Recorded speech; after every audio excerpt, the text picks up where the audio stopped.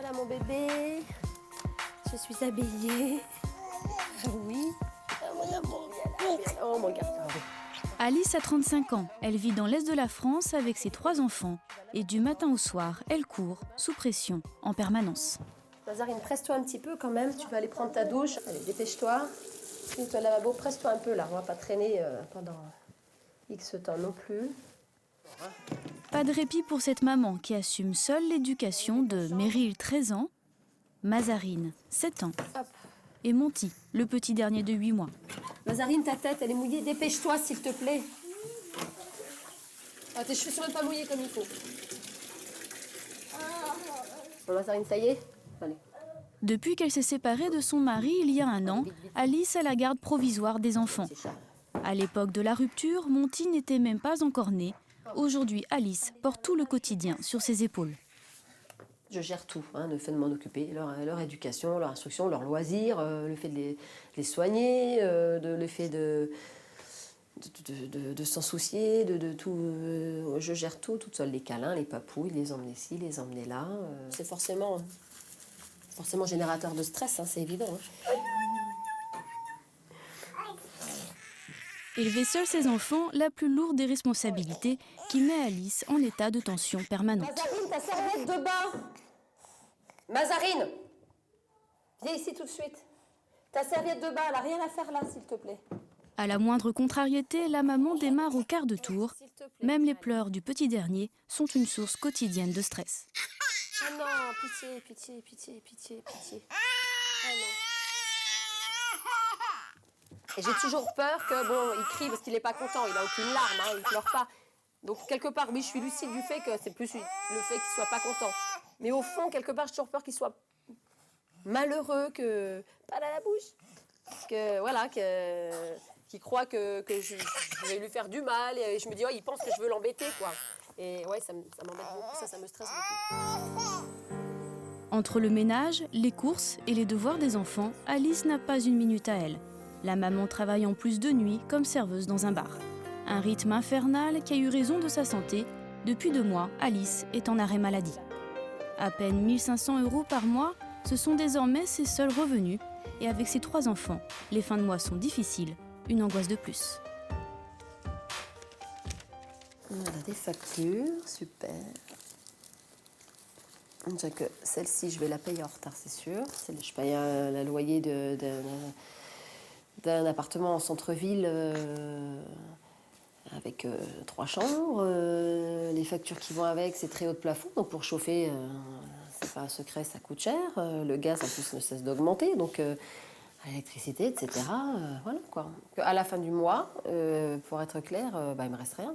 Ce qui me fait peur au quotidien à ce sujet-là, c'est qu'il arrive un jour quelque chose de grave et que j'ai à sortir de l'argent et que je ne puisse pas y faire face. C'est une épée de Damoclès au-dessus de la tête là. Ça, c'est très très très très très très stressant. C'est même plus du stress là, c'est du. Ça, c'est terrible. Mazarine, tu viens avec ta sœur, tu vas commencer à mettre le couvert. Chez Alice, depuis quelques mois, le stress a même des effets sur sa santé. Au déjeuner, seules 2 assiettes sont mises sur la table pour les filles. Alice, elle, ne déjeune jamais. Je pense que le stress coupe la faim. Je pense. Que même à la limite, parfois, je peux avoir un peu faim. Si je pense à un truc, oh là là, ça y est, qui me cause un peu de soucis, c'est fini, ça m'a coupé l'appétit, c'est terminé. Non, le midi, jamais. Puis j'ai même pas le temps. Enfin, je fais 2-3 trucs en même temps, donc non, j'ai pas le temps. Au pire, si j'ai faim, je vais manger une barre de céréales ou quelques amandes. Voilà, ça fera l'affaire. Son manque d'appétit inquiète les enfants d'Alice. Moi, je dis que c'est dangereux. Qu'est-ce qui t'inquiète? Pourquoi t'as peur? Parce que maman a pu tomber malade. Voilà. Parce qu'elle mange pas? Ouais. Les petites inquiétudes de mes filles, là, ce qu'elles expriment, oui, ça me touche, c'est normal. Après, mais ça me touche encore plus dans le sens où une maman doit s'inquiéter pour ses enfants, c'est anormal. Après, le contraire, ça l'est déjà un peu moins, donc ça me culpabilise un petit peu, ça m'embête un petit peu. Et les effets du stress ne s'arrêtent pas là. Alice souffre également d'insomnie et de maux de tête quotidiens. C'est pénible. Donc j'ai des boîtes de paracétamol partout dans la maison. J'en prends à peu près 6 par 24 heures, donc C'est pas d'un très grand effet maintenant, mais bon, voilà, j'en ai toujours dans la cuisine, dans mon sac à main, j'en ai partout, et puis on fait avec. J'aimerais me dévisser la tête, la ranger, et puis ça s'arrête 5 minutes, quoi. Être sans ma tête 5 minutes, et puis après, bon, non mais c'est toute la tête, tout. Tout le temps. Ça va faire 9 mois que j'ai mal à la tête, tout le temps. Monty, s'il te plaît. Des douleurs qui épuisent la maman. Seule avec les 3 enfants, les sorties ne sont souvent qu'une nouvelle source d'énervement. Tu le fais exprès. Mazarine, ton chapeau. Un simple bonnet égaré et Alice est au bord de la crise de nerfs. J'en ai marre. Retrouvez-moi vite ce chapeau parce que ça me saoule là. Vite. Ah, j'en ai marre. Mais ne t'énerve pas, je lui remets. Regarde.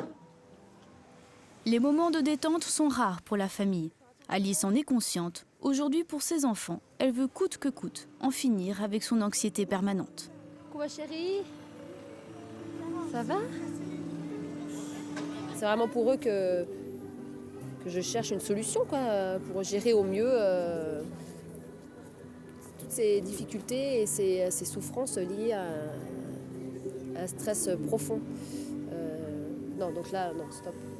Moi, je veux être une maman au top, quoi, une maman voilà, quoi. Je peux pas me permettre d'être mal et sur le long terme, c'est pas possible.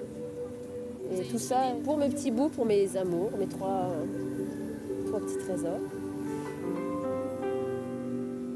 Je veux faire ce qu'il faut. Alice parviendra-t-elle à évacuer le stress qui la ronge? Réussira-t-elle à ramener plus de sérénité au sein de sa famille? 7 h du matin, près de Guingamp, en Bretagne. Comme chaque matin, pour Elisabeth, c'est la course. Ah, dis-moi Philippe, j'avais demandé quelque chose. Tu me fais vite un petit café? Bonjour. Je vais faire le café. À 65 ans, Elisabeth est toujours hyperactive. À peine le temps de prendre un petit déjeuner qu'elle doit déjà se préparer pour sa journée de travail. Maquillage en un clin d'œil, c'est son rythme depuis 40 ans. Faut que je sois prête dans 10 minutes. Alors, ma crème. Mais je peux pas partir sans me sentir bien dans ma glace, moi. C'est comme ça qu'après je suis disponible pour les autres. Donc voilà, c'est important pour moi que ma frimousse me plaise. Et si Elisabeth tient à être disponible pour les autres, c'est parce qu'elle est infirmière scolaire. S'occuper des bobos des élèves, c'est son programme quotidien.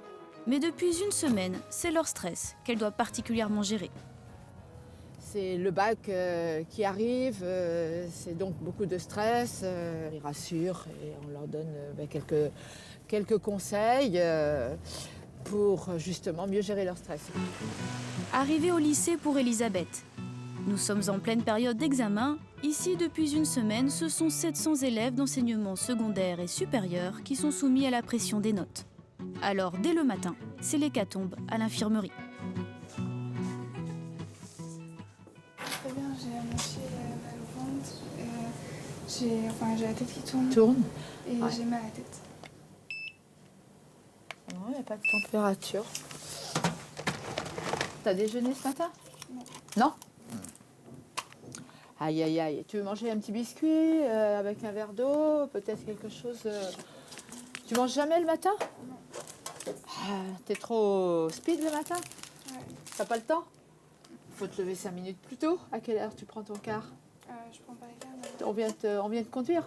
Bon, tu peux bien prendre 5 minutes pour prendre un petit déjeuner. Ouais, mais le matin, j'ai pas faim. Tout le temps comme ça? Là, je te donne 2 petits biscuits. Là, tu vas prendre ça avec un verre d'eau? La jeune fille n'a rien dans le ventre depuis ce matin. Elle n'arrive pas à suivre les cours. La perte d'appétit est fréquente chez les élèves tendus. Reposer un petit peu. Mais en période d'examen, Elisabeth doit faire face à des cas beaucoup plus complexes. Il y a des jeunes qui arrivent à en perdre le sommeil, à être anorexiques ou boulimiques, à avoir des crises d'asthme amplifiées parce qu'ils sont asthmatiques, à avoir des poussées de boutons, des psoriasis, enfin des tas de manifestations dermatologiques ou autres, et puis d'être tétanisés carrément, de ne pas pouvoir réussir un examen parce qu'ils ont peur et que le stress de la peur de ne pas réussir, les bloque et les fait louper, alors que ce sont de bons élèves qui peuvent réussir. C'est le cas de Mathieu, 20 ans. Il se rend à l'infirmerie car depuis quelque temps, il ressent des douleurs particulières. Bonjour. Bonjour. Qu'est-ce qui t'amène là? En fait, je viens voir pour un truc tout bête, c'est que j'ai des tensions dans la nuque surtout. Ouais. C'est vrai que ça pèse. Enlève ton manteau, voir que je vois si c'est bien tendu derrière et tout, mais ça ne m'étonne pas, il y a des points bien précis quand on est stressé et tout. Ah bah oui, c'est plein de contractures, et c'est tout du long, là, toute la chaîne, là, jusque ça descend là, partout. Ouais. Ah bah oui. Entre les cours et les examens, le jeune homme a un emploi du temps surchargé. Il a du mal à gérer la pression. Ses tensions musculaires en découlent. On se sent fatigué physiquement et mentalement. Ouais. Moi, les effets que ça me donne, c'est une sorte de perte de confiance en moi. Et c'est vrai qu'on peut se sentir un peu, c'est complètement débordé, on peut louper nos examens, quoi. Ça peut nous amener à louper nos examens après, et puis si on loupe nos examens, louper en partie notre vie, quoi. La peur de l'échec, un sentiment partagé par de plus en plus d'étudiants, selon Elisabeth. Cette année, je trouve qu'il y a une accélération encore des gens stressés de toutes les classes. Il y a pas... Mais c'est vrai que ceux du première, terminale et BTS sont hyper stressés. Ça interpelle vraiment beaucoup, donc il va falloir faire quelque chose. N'hésite pas à revenir. Allez, bonne journée. Bonne journée, au au revoir. Pour Mathieu, justement, cette semaine est capitale. Le jeune homme est en dernière année de BTS commercial. Les examens du second semestre ont commencé. Ce sont eux qui détermineront la qualité de son dossier. Dans quelques minutes, il doit d'ailleurs passer une épreuve d'anglais très importante. Vous sentez comment? Stressé parce que c'est pas forcément une matière que je maîtrise sur le bout des doigts, et j'essaie de faire le mieux possible, mais c'est pas simple, quoi. Et comment se caractérise le stress chez vous? Un peu de tremblement et d'énervement. Pas envie d'y aller, et je me demande si je vais réussir, quoi, mais en particulier, comme surtout ça, du tremblement et d'énervement, ouais. À chaque examen, Mathieu a peur de perdre ses moyens. Pendant l'examen, le jeune homme a beaucoup de mal à se concentrer. Il ne tient pas en place.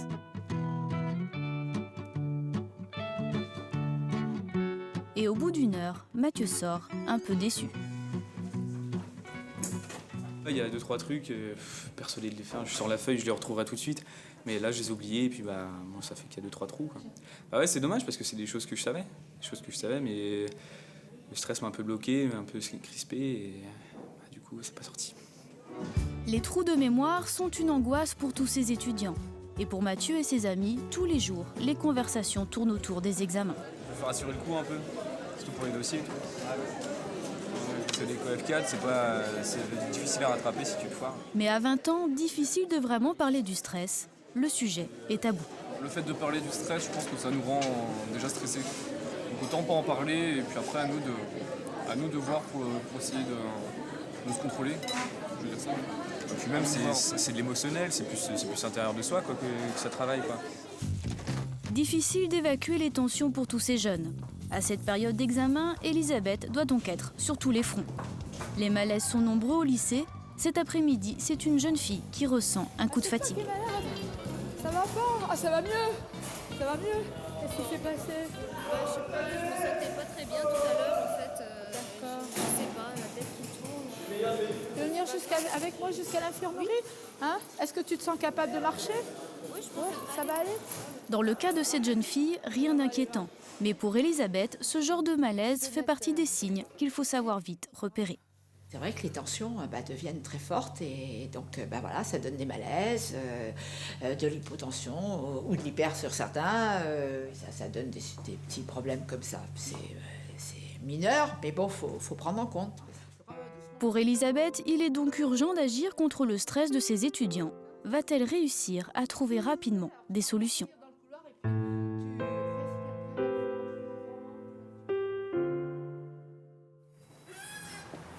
Il est 8 h du matin à Meudon, en banlieue parisienne. Julie, 28 ans, se rend à son travail, au pas de course, comme d'habitude. Je vais au boulot, je prends juste un petit truc à boire à la boulangerie, et puis parce que j'ai pas eu le temps de prendre un petit déjeuner, puis après je vais prendre mon train. Il faut que je me dépêche un peu là. Chaque jour pour Julie, c'est la même corvée. Un petit déjeuner rapide, mais surtout 2 heures de trajet matin et soir. RER puis métro, le stress des transports en commun, un mal bien connu dans la capitale. Ça énerve en fait, alors qu'on n'était pas forcément énervé avant de partir et là on est déjà un peu énervé par les autres voyageurs. Donc si oui, ça peut être un peu stressant. Cela fait 1 an que la jeune femme vit à ce rythme. Elle travaille dans une petite société de communication basée dans le centre de Paris. Ici, une dizaine de salariés créent et vendent des sites internet. La moyenne d'âge est de 30 ans. Si, tu m'as parlé vite fait, tu m'as dit... On pourra voir ça tout à l'heure peut-être. Julie est la dernière recrue. Comme toute jeune active, elle a la pression et des journées chargées. Alors chaque matin, elle a un rituel pour gérer son emploi du temps, faire une liste de ses tâches. J'aime bien me noter un planning sur tous les projets que j'aurai à faire, pour quand c'est à rendre, et comme ça j'oublie rien. Et si j'ai vraiment pas le temps, forcément je vais être un peu plus stressée et je vais avoir je sais pas, mal au ventre, un peu comme beaucoup de gens je pense, mal au ventre et puis je sais pas, c'est dans la tête quoi. Donc c'est juste qu'on y pense tout le temps et on se dit on n'arrive pas trop à décompresser quoi. Julie est infographiste. Son rôle, imaginer les sites internet. Un travail de création très important dans cette société. Julie est constamment sollicitée. Excuse-moi de te déranger. Je viens d'avoir Monsieur Durand au téléphone et tu sais, on a rendez-vous avec lui à 11h. Et j'ai pas vu les maquettes encore pour cette réunion, donc je sais pas où tu en es. En fait, c'est ça. J'ai quasiment terminé. On les regarde avec Lionel et Cyril et puis s'il y a des retours à faire, on te les fait avant 11h. D'accord. Parce que là, voilà, il faut y aller quoi. D'accord. D'accord. Merci. Travailler dans l'urgence, une pression quotidienne. D'autant plus que la jeune femme est la seule embauchée à ce poste dans la société. Elle ne peut rien déléguer et tout le monde compte sur sa créativité. C'est un peu trop de travail parce que beaucoup de projets différents en même temps et à faire rapidement. Je vais voir si Julie a une info. On va faire un petit point avec Cyril. D'accord, oui, j'arrive. Franck est le dirigeant de cette société. Il compte beaucoup sur Julie et sur sa créativité pour gagner de nouveaux clients. Comme aujourd'hui, où il souhaite remporter un appel d'offres en proposant un site internet innovant. Tout repose sur l'imagination de la jeune femme et comme à chaque fois, les délais sont très courts. L'idée, c'est de ne pas faire ce qu'ils font déjà, sinon on ne gagnera jamais l'appel d'offres. Donc de proposer quelque chose d'innovant sur la partie graphique. Mon impératif, c'est d'envoyer la réponse à l'appel d'offres vendredi. Voilà. Donc deadline, c'est vendredi soir, 16h. Donc je te le dis, je ne sais pas s'il y a d'autres choses en parallèle sur lesquelles on va déprioriser, mais ça c'est important, j'ai envie de le gagner. D'accord. Ok. C'est bon. Un nouveau défi pour Julie. Mais quand on est jeune dans le monde du travail, pas toujours facile de savoir gérer la pression. Moi, mes plus gros stress dans mon boulot, vu que c'est un métier de création, il faut avoir des idées. C'est souvent la peur d'avoir rien, d'avoir le trou noir et de ne pas y arriver, du coup, que ça ne plaise pas. Et qu'est-ce qu'on fait ? Il faut quand même faire quelque chose. Donc, ce serait ça, c'est ça, essentiellement. Julie fait partie des personnes qui, effectivement, ont peut-être plus de stress que la moyenne. Et puis Julie est très chargée. Certaines personnes ont plus de difficultés pour gérer le stress. Il y a des gens qui encaissent bien et d'autres qui ont plus de mal. Franck a conscience de la pression de ses employés. Mais pour ce jeune patron, difficile d'y échapper quand on a une petite entreprise. Il ne faut pas se leurrer, aujourd'hui, on doit produire vite. Voilà. Donc le stress naît de ce manque de temps pour faire les choses, on va dire, de manière agréable et confortable. J'ai vu des dépressions parce que les personnes avaient conscience, étaient consciencieux dans leur travail et n'arrivaient pas à réussir leur mission. C'est pour ça que je veille effectivement à ce que chaque salarié se sente bien et puisse évacuer le stress dans son temps en entreprise. Et justement, cet après-midi, Franck a décidé de tenter une expérience originale pour les aider à décompresser. Je vous propose d'y aller maintenant parce que là, il se fait déjà tard et voilà. Ça vous va ?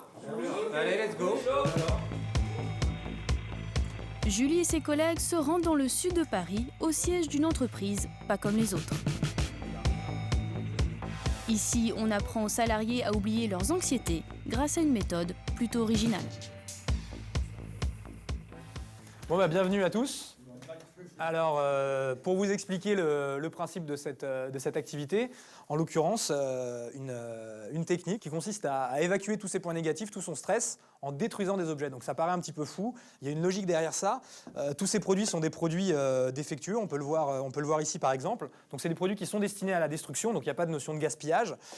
Et avec ça, on va symboliser en fait tout ce qui nous stresse, tout ce qui nous énerve. On va l'écrire sur les produits et c'est un petit peu un rêve, un fantasme pour certains. On va détruire ces objets, littéralement.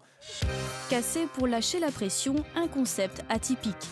Sur les assiettes, les salariés notent tout ce qui les stresse, une manière symbolique de décompresser. C'est Julie qui commence. Première source de tension pour elle, ces 2 heures quotidiennes de transport. Parce que c'est vrai que c'est une grosse partie de ma journée. Et si j'avais moins de transport, je pense que je serais plus détendue. Manque de temps.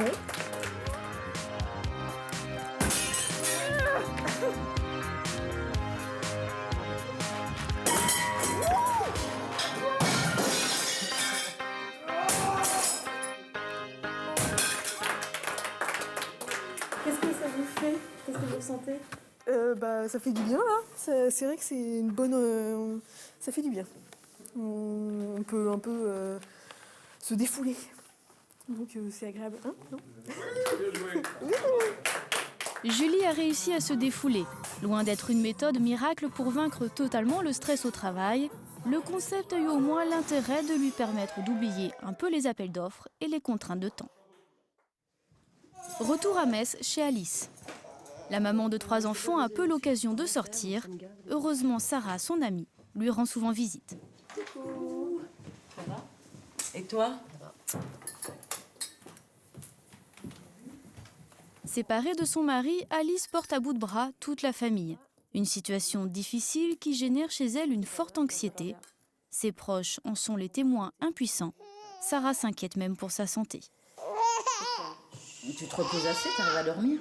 T'arrives mieux à dormir maintenant la nuit? Ça devient, c'est pas très facile, c'est pas toujours facile parce que quand le petit dort, les filles dorment, écoute, j'ai du mal à trouver le sommeil. Ou soit tu sais, je me m'assomme d'un coup, hop, je pique du nez, et puis après j'ai à nouveau un réveil pas longtemps après, et après c'est fini, j'arrive pas à me rendormir.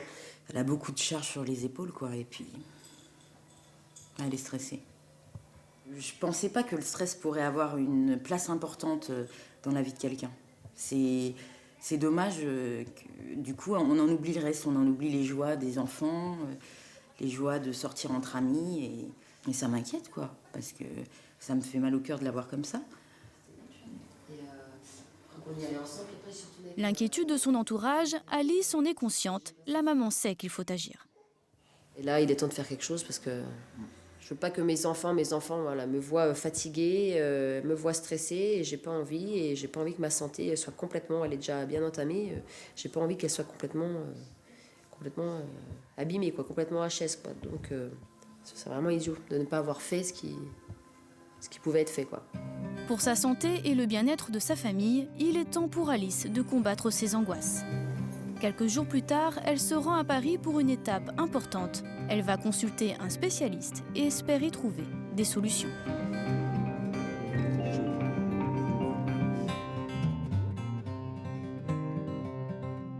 Aujourd'hui, j'attends vraiment des réponses sur certaines choses, comme par exemple pouvoir gérer vraiment beaucoup mieux des angoisses profondes. Et surtout, au plan physique, ne plus subir les effets secondaires de l'anxiété, quoi, de l'anxiété forte, quoi. Ne plus connaître ces mots tous les jours, tout le temps, quoi, continuellement. À Paris, Alice a rendez-vous dans un centre de gestion du stress. Pour cette maman qui s'est laissée trop longtemps envahir par son anxiété, c'est un pas considérable qui va peut-être changer sa vie.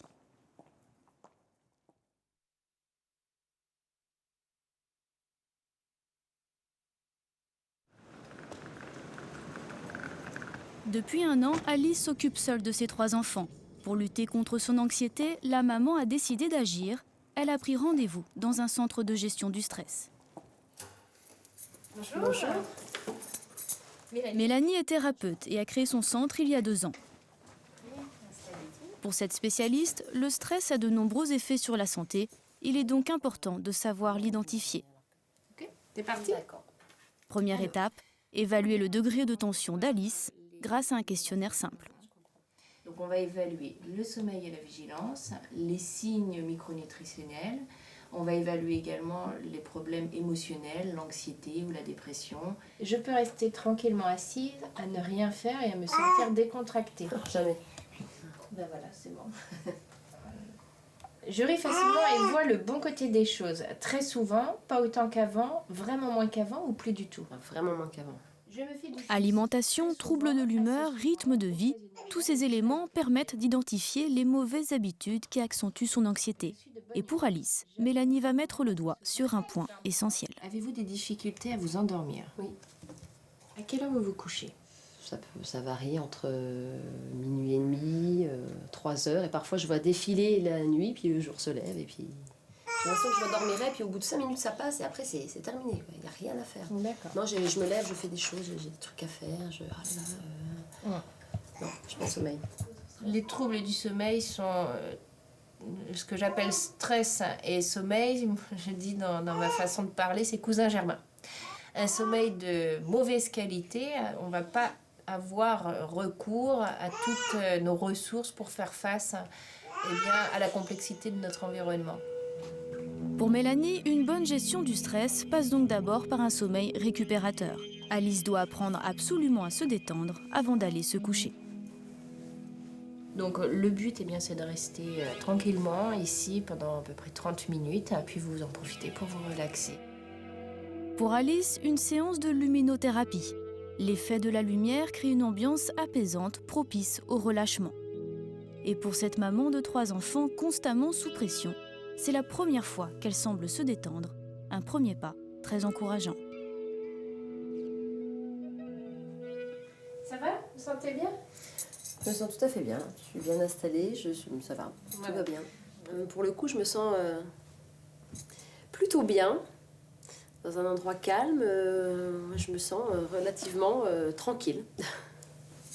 Mais Alice doit surtout apprendre à respirer et à chasser ses angoisses. Mélanie lui montre alors une méthode de relaxation que la jeune femme pourra pratiquer seule. Et vous allez porter toute votre attention sur votre respiration.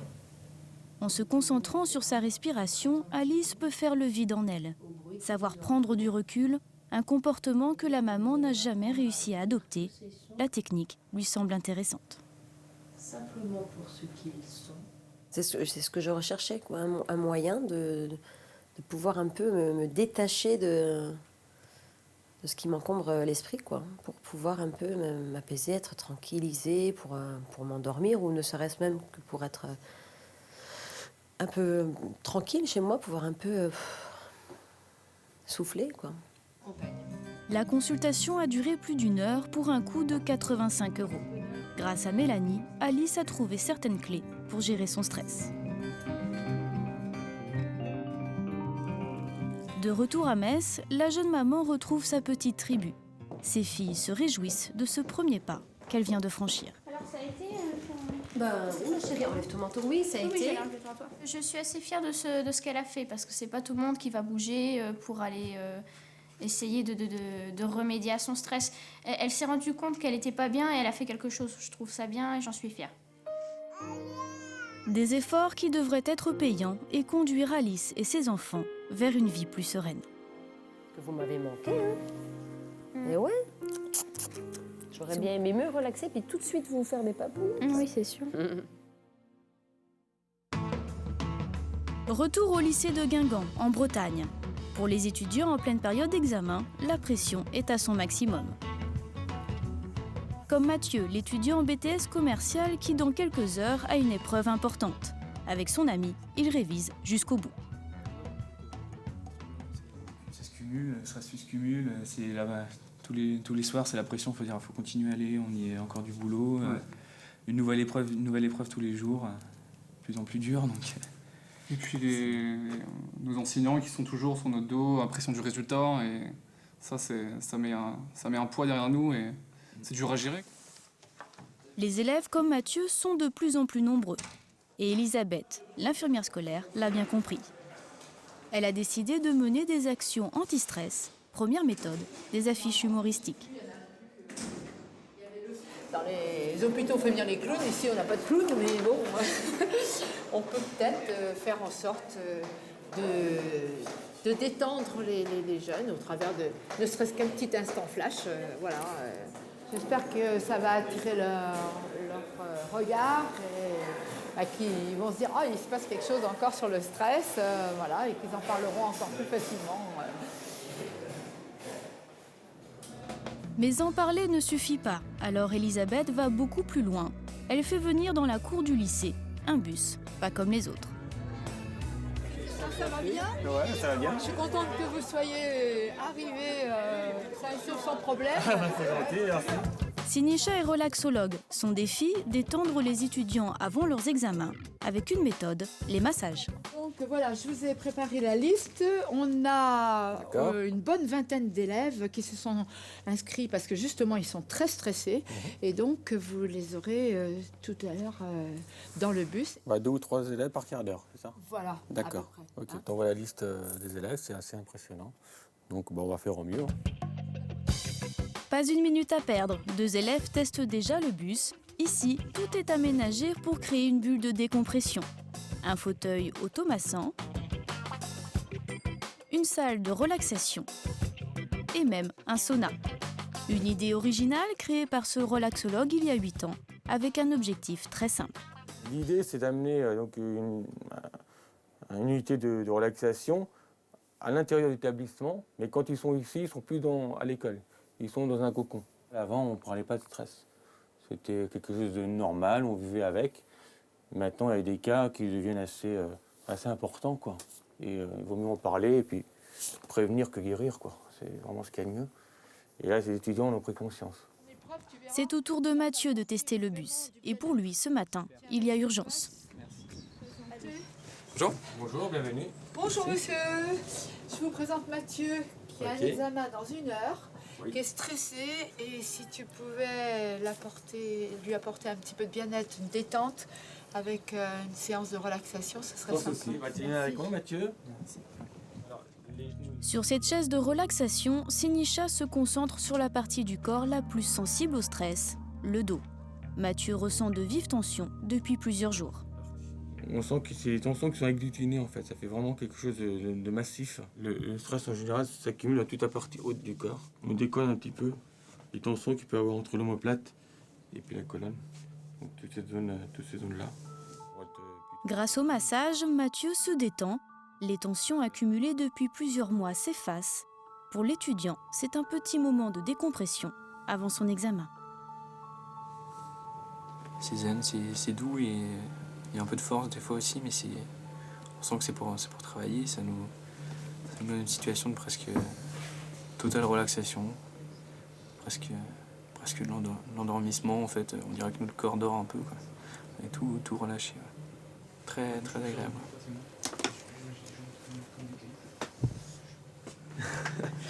Ah, c'est super. Oh. L'impression de se réveiller le matin. c'est super agréable. Là, je pense que ça peut être un plus, ouais, le fait. Moi, là, on l'aborde. Moi, je me sens un peu vidé. J'espère que ça ne m'est pas vidé la tête, mais ça va dire m'a vidé les tensions du corps. C'est appréciable. Pour relaxer les étudiants comme Mathieu, le lycée aura déboursé 200 € pour une journée. Une dépense nécessaire pour Elisabeth. Les élèves ont besoin d'apprendre, d'acquérir des techniques de relaxation pour faire face à leurs multiples stress. C'est vrai que ça devrait être dans le cursus des étudiants, des élèves, voilà, depuis la maternelle. Quelques heures plus tard, Mathieu en a fini avec son épreuve de BTS. Et visiblement, il semble plutôt soulagé. Ça y est? C'est bon? Ouais. Nickel. Ah ouais, t'as réussi toi? Ouais, ça va, ouais, je pense que ça va le faire. Ouais. C'est plutôt pas mal passé, ouais. J'étais un peu moins tendu que d'habitude, j'ai remarqué. Ouais. Et j'ai pas tant que ça perdu mes moyens, je me suis retrouvé plutôt pas serein, mais un peu vraiment moins stressé devant ma copine. Et je pense avoir plutôt bien réussi. Donc ouais. Moi ça m'a bien plu, ça m'a bien plu, ouais. Bon, c'est parti, allez hop, on y va. T'as attaqué toi les premières parties? Ouais, non, je sais pas.